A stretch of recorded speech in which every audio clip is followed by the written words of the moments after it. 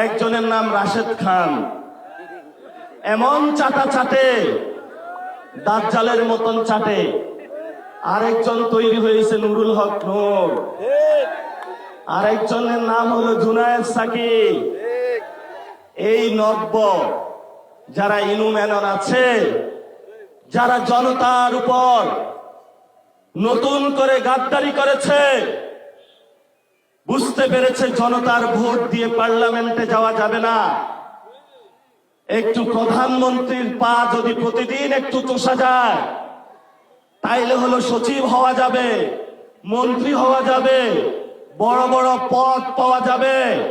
আমরা কসম করে বলছি, বাংলাদেশের কোন টাকা পদ দিয়ে যারা আমরা সংস্কারের পক্ষে আছে, আমাদেরকে কেউ কিনতে পারবে না। জনগণের মধ্যে আমরা থাকব। আমরা তাদেরকে বলেছি 5 তারিখের আগে, প্রিয় বিএনপির ভাইরা, এনসিপি, জামাত, বিএনপি 5 তারিখে কোনো দল ছিল না।